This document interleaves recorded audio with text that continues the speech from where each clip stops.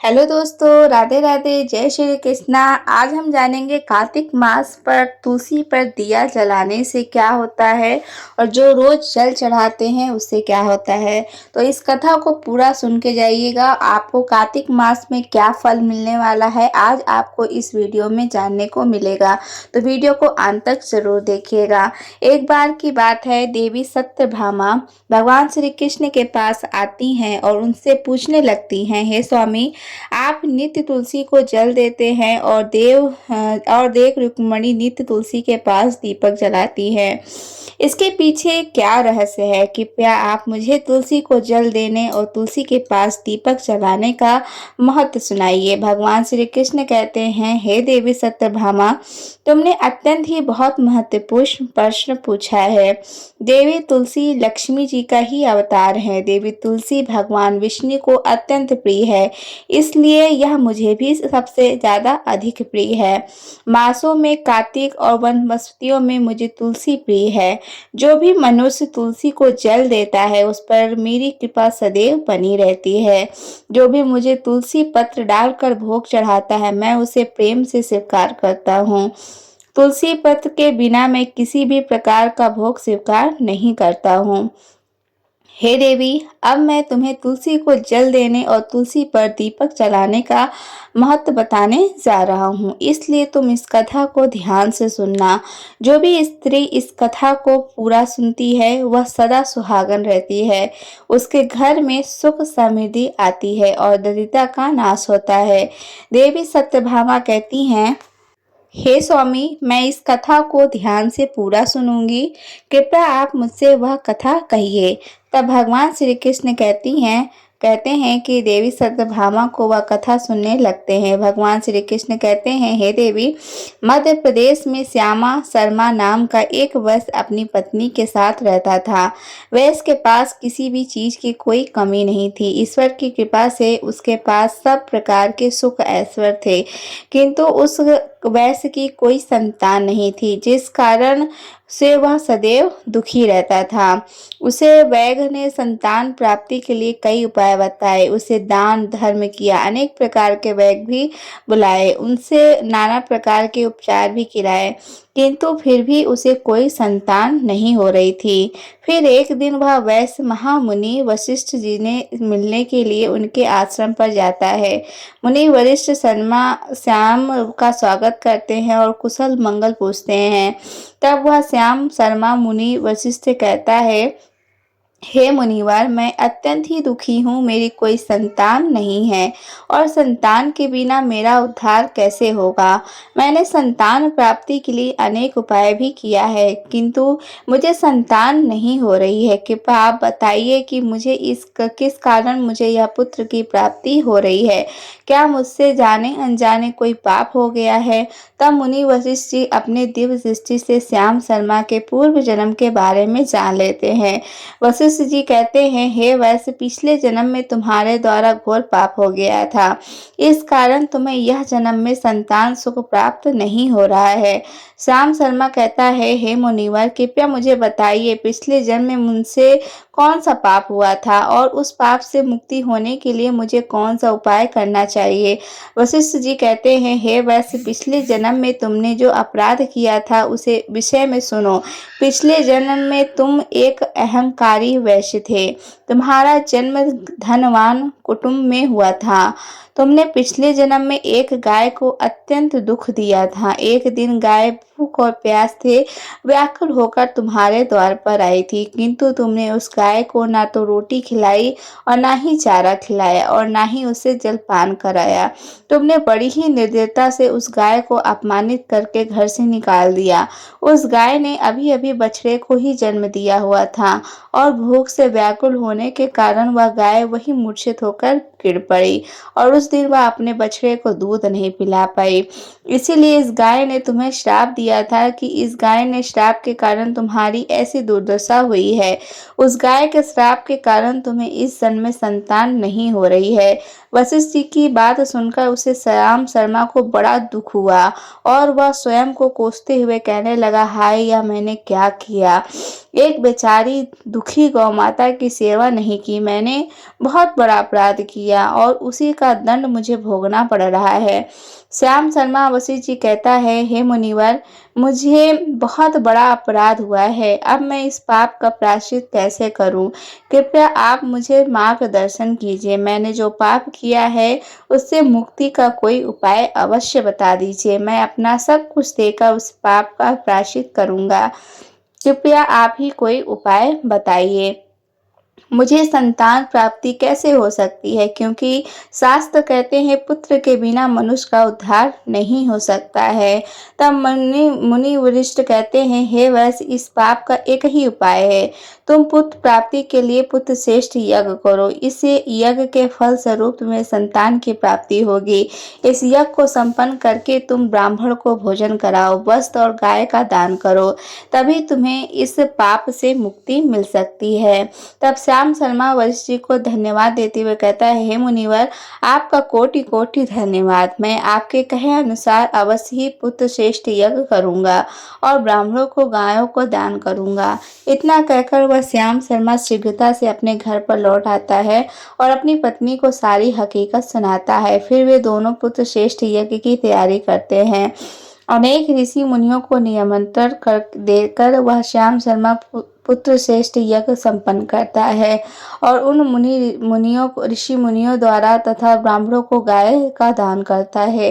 यज्ञ के संपन्न होने के पश्चात यज्ञ की आग से अग्निदेव प्रकट होते हैं और उससे श्याम शर्मा को कहते हैं, हे श्याम शर्मा, आज तुम्हारा यज्ञ सफल हुआ। तुमने पुत्र प्राप्ति के लिए यह यज्ञ किया था, इसलिए तुम्हें यह मेरी कृपा से एक पुत्र की प्राप्ति होगी, किंतु तुम्हारे पुत्र की आयु केवल 18 वर्ष ही होगी और 18 वर्ष समाप्त होने के पश्चात तुम्हारे पुत्र की मृत्यु हो जाएगी। इतना कहकर अग्निदेव अंतर ध्यान हो जाते हैं और पुत्र श्रेष्ठ यज्ञ करके अग्निदेव से पुत्र का वरदान प्राप्त करने के वह श्याम शर्मा को बहुत प्रसन्न तो हुआ, किंतु उसे बड़ा दुख भी हुआ। श्याम शर्मा ने सोचा, पुत्र न होने से अच्छा है कम आयु वाला पुत्र ही ठीक है। फिर वह पहले की तरह अपने कार्य में लगा रहा।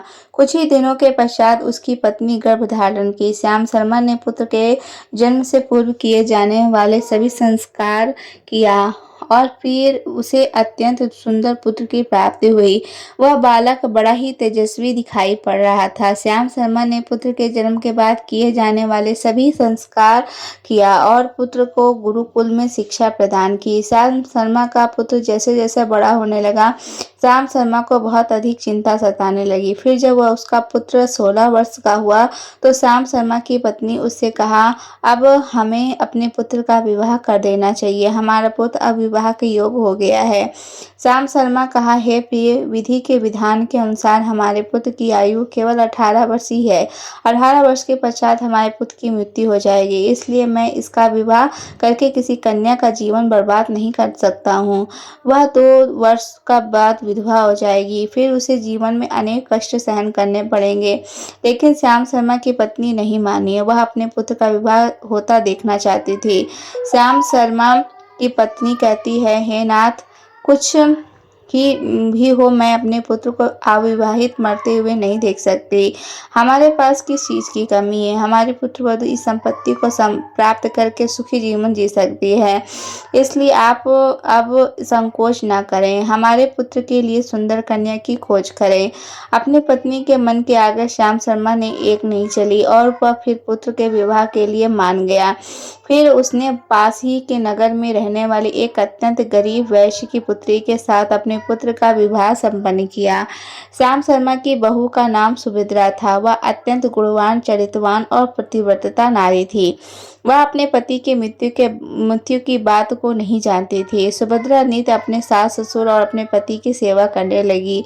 वह सभी के साथ बड़े प्रेम से रहती और कभी किसी का आज्ञा का उल्लंघन नहीं करती थी। उसने अपनी मधुर वाणी और कार्यकुशलता से सभी के मन को जीत लिया था। इस प्रकार से 2 साल बीत गए थे। और फिर वह समय निकट आ गया जब श्याम शर्मा की पुत्र की मृत्यु होने वाली थी। श्याम शर्मा को बड़ा भय लगने लगा। फिर एक दिन उसने अपनी बहू को बुलाया और उससे क्षमा मांगते हुए कहने लगा, हे बहू, तुम मुझे क्षमा कर देना, मैं तुम्हारे साथ बड़ा अन्याय किया है। सुभद्रा ने कहा, हे ससुर जी, आप ऐसा क्यों कह रहे हैं? आप मुझसे क्षमा मांग कर लज्जित ना कीजिए। मैं आपसे छोटी हूँ और आपकी पुत्री के समान हूँ।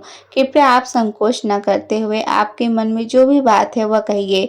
मैं आपकी आज्ञा का पालन अवश्य ही करूँगी। फिर श्याम शर्मा कहने लगा, हे पुत्री, तुम कल्याणी हो, तुम एक महान पतिव्रता हो, किंतु मेरे पुत्र के साथ तुम्हारा विवाह होने से पूर्व मैंने तुमसे एक बात छुपाई है। हमें पुत्र की प्राप्ति पुत्र श्रेष्ठ यज्ञ करने के बाद हुई थी और अग्निदेव ने हमें यह कहते हुए पुत्र प्राप्ति का आशीर्वाद दिया था कि हमारे पुत्र की आयु केवल 18 वर्ष ही होगी। 18 वर्ष के बाद हमारे पुत्र की मृत्यु हो जाएगी। अपने ससुर की बात सुनकर सुभद्रा ने कहा, हे ससुर जी, अब बस इतनी सी बात, आप चिंता न कीजिए। मैं आपको वचन देती हूँ कि आपकी पुत्रवधू मैं कभी विधवा नहीं होंगी। आपके पुत्र के प्राणों की रक्षा मैं करूँगी। आप बस मुझे एक दीपक, जल का घड़ा और एक गाय लाकर दीजिए। मेरे पति के प्राणों की रक्षा इन्हीं से होगी। सुभद्रा की बात सुनकर श्याम शर्मा को बड़ा आनंद हुआ और वह कहने लगा, हे बहू, जैसी तुम्हारी इच्छा, मैं तुम्हें सब चीज लाकर देता हूँ। इतना कहकर श्याम शर्मा ने वो तीनों चीजें लाकर दी। फिर जब वह दिन निकट आया जिस दिन सुभद्रा के पति की मृत्यु होने वाली थी, फिर उस दिन सुभद्रा ने सुबह ही उठते ही तुलसी को जल चढ़ाया और उसे प्रणाम करते हुए तुलसी के पौधे पर एक चुनरी बांध दी और तुलसी माता से प्रार्थना की, हे तुलसी माँ, मैं आपको चुनरी चढ़ा रही हूँ, कृपया आप तुम ही मेरे सुहाग की रक्षा करना। फिर सुबह के समय यमराज एक दूत श्याम शर्मा के पुत्र के प्राण लेने के लिए उसके घर पर आ गया। जैसे ही वह घर में प्रवेश करने लगा तब तुलसी के पौधे ने उसे रोक दिया और कहा, हे यमदूत, इस घर में निवास करने वाली स्त्री ने मुझे चुनरी चढ़ाई है और इसलिए अब इसके सुहाग की रक्षा मैं करूंगी। तुम इसके घर में प्रवेश नहीं कर सकते हो। इतना कहकर तुलसी ने यमराज के उस दूत को घर में जाने से रोक दिया। वह दूत भयभीत होकर सुभद्रा के पति के प्राण लिए बगैर ही यमपुरी लौट गया। यमपुरी में जाकर उसने यमराज से कहा, हे धर्मराज, मैं धरती लोक पर एक पुरुष के प्राण लेने के लिए गया था, किंतु तुलसी के पौधे ने मेरा रास्ता रोका। उस तुलसी के पौधे के कारण मैं घर में प्रवेश नहीं कर पा रहा हूँ। इस बात पर यमराज को बड़ा क्रोध आ गया। फिर उन्होंने अन्य दो दूतों को बुलाया और कहा, तुम अब शाम के समय सुभद्रा के घर पर जाओ और तुलसी का पौधा सो रहा होगा, तुम उसके पति का प्राण लेकर यमलोक आ जाओ। फिर शाम के समय यमराज के दो दूत सुभद्रा के घर की ओर निकल पड़े। सुभद्रा ने शाम को होते ही तुलसी के पास एक दीपक जला दिया और उससे कहा, प्रार्थना की कि हे दीपक, अब तुम ही मेरे पति के प्राणों की रक्षा करो। यह के दूत तो मेरे पति के प्राण देने के लिए आ रहे हैं। फिर शाम हो गई, तुलसी का पौधा सो गया और यमराज के दो दूत सुभद्रा के घर के सामने आकर खड़े हो गए और सोचने लगे, अब तो इस मनुष्य के प्राण लेकर ही हम जाएंगे। जैसे ही यम के दूत सुभद्रा के घर में प्रवेश करने लगे, तुलसी के पास लगाए हुए दीपक ने उसका रास्ता रोक दिया और कहा कि हे दूतों, अब इस सुभद्रा के पति के प्राण नहीं ले जा सकते। उस स्त्री ने मुझे प्रज्वलित करके उसके पति की प्राणों की रक्षा करने की प्रार्थना की है, इसलिए अब मैं इसके पति के प्राणों की रक्षा कर रही हूँ।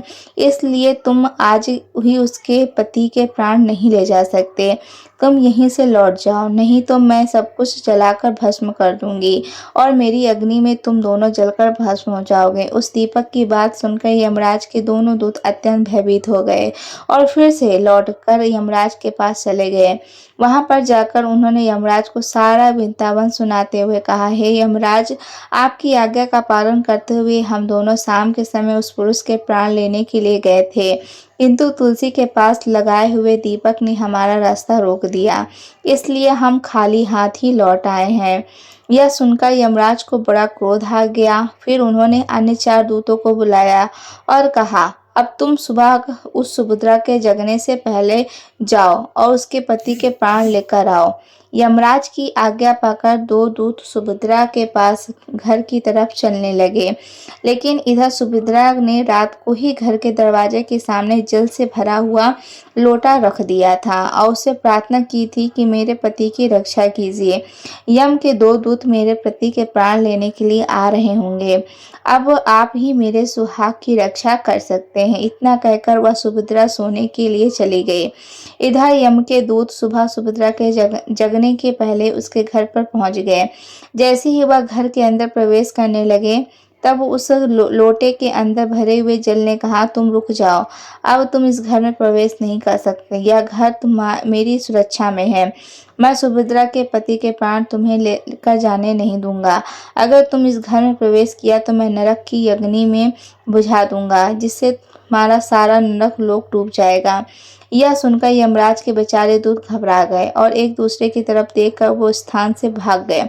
वे सभी यम के दूत यमराज के पास लौट गए और उनसे कहने लगे, धर्मराज, आपकी आज्ञा का पालन करने के लिए हम चारों सुबह सुभद्रा के जगने से पहले ही उसके पति के प्राण लेने के लिए पहुंच गए थे, किंतु सुभद्रा के घर के बाहर रखे हुए जल के लोटे ने हमारा मार्ग रोक लिया और इसी कारण से हम उसके घर में प्रवेश नहीं कर सके।